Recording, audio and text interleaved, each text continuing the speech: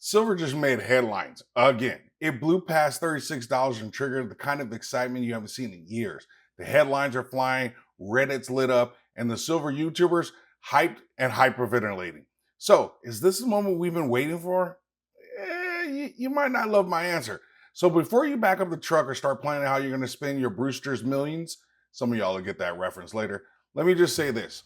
If you don't fully understand the pop for a breakout, you'll stack at the top and sell at the bottom. But after this video, you won't be fooled, not by price, not by hype, not by recycled narratives dressed up as breaking news. You'll walk away knowing exactly why silver's running, what's really driving it, and how to stack with confidence while everyone else panics.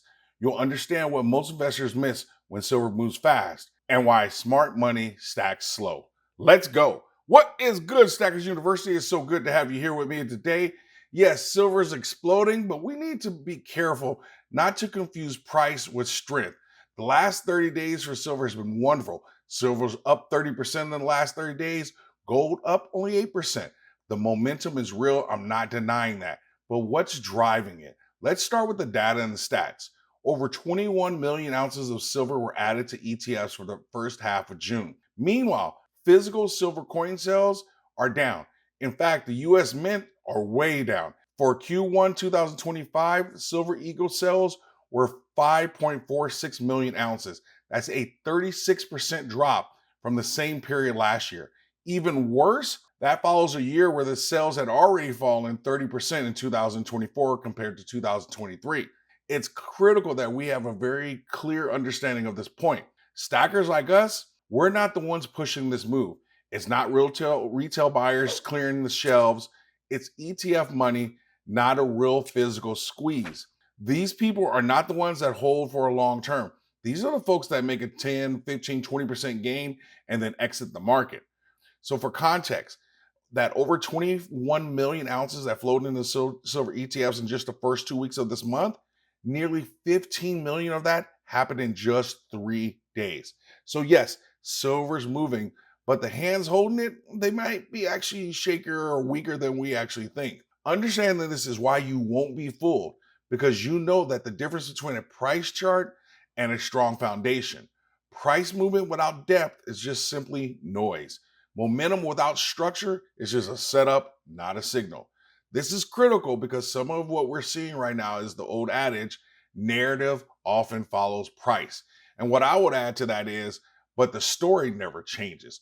We can't underestimate how financial markets are significantly influenced by these stories, the explanations, and the rationales, and they become more popular as they are distributed and people believe them even more.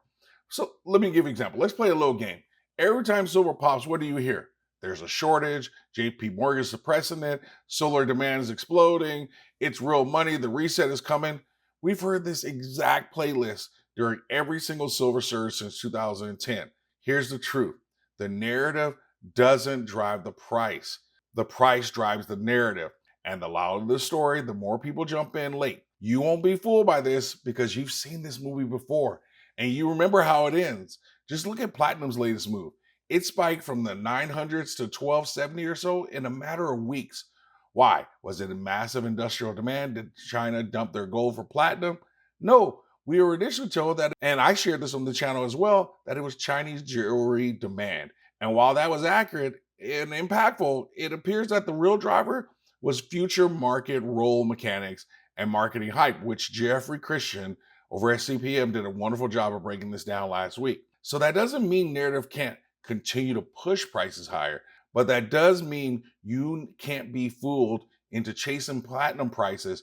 Instead, you have to wait for the natural price retracement to pull back and get to a more reasonable buy opportunity, maybe somewhere around 1,050 if you're lucky.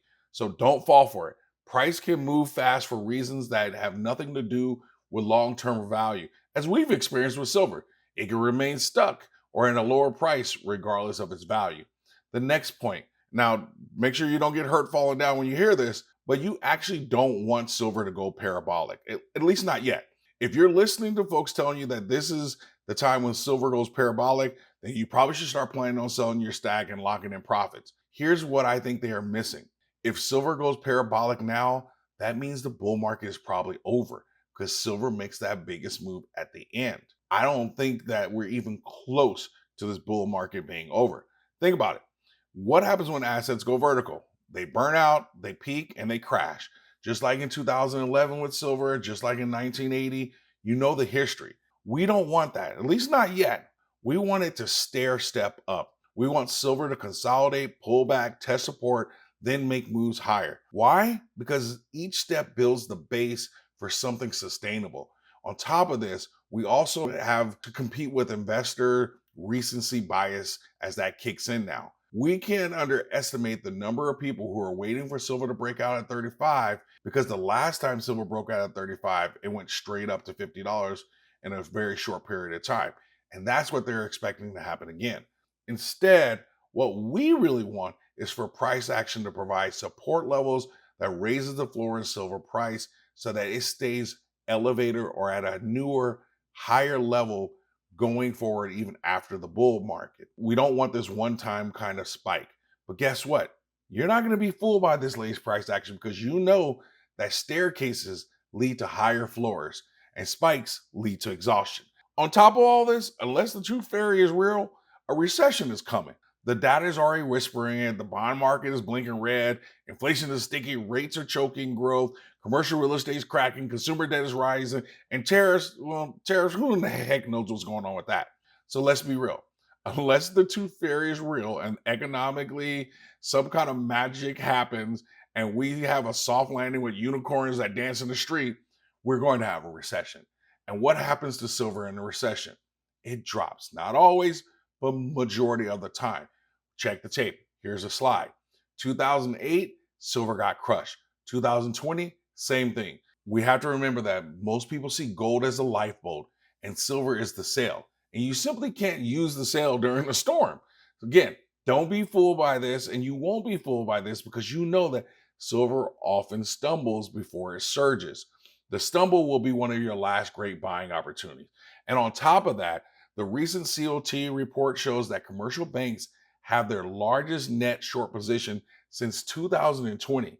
Say what you want to say about them, they are usually on the right side of these trades. So this should also serve as a warning for us. Doesn't mean it's going to happen, but we should be mentally prepared for it so that we can then seize that opportunity and use that as a buying opportunity for ourselves. Like I just said, gold is the lifeboat and it's one of the first things people look for in a crisis. We just saw this when Israel attacked Iran. And what happened? Gold spiked to $3,468 and gold had its highest weekly close ever. Silver, sideways or down. Because when the world panics, they don't ask for industrial metals. They reach for monetary anchors, gold, the US dollar, and treasury. We have to remind ourselves that money doesn't sprint from sector to sector, it flows. It moves from cash to gold to silver to the miners and then all the other wild stuff.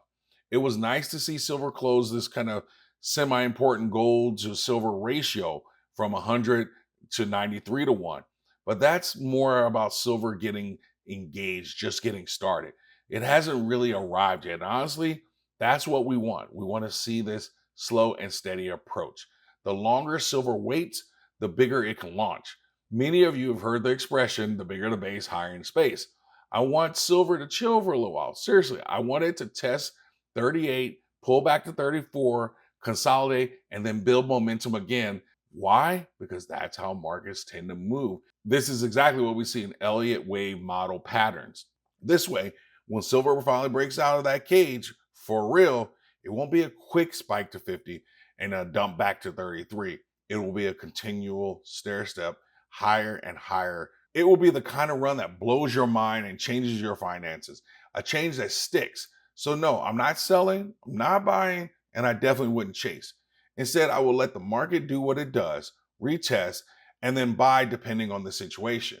I know you want as many ounces as you can get, but we have to stack with patience and precision. Otherwise, we will just silver squeeze ourselves. Silver looks strong, and that's incredibly encouraging. At the same time, don't let price movement distract you from structure. Don't let momentum trick you into thinking that this is the moonshot. I know you won't be fooled because you watch this video and you've got the insights. You understand the difference between ETF flows and the real physical stacking. You understand that narrative follows price, not the other way around. You understand that long term silver success is built step by step, not spike by spike. Thankfully, this isn't the top, it's preparation. Silver's real breakout, well, that's coming. And when it does, you'll be ready. In the comments, has the silver price move changed your stacking strategy? What do you think will trigger the real breakout? Recession, dollar collapse, or supply squeeze? Or put an A plus in the comments if you received any value, want to support the channel, or just want everyone to know that you always stack smarter and never stop learning.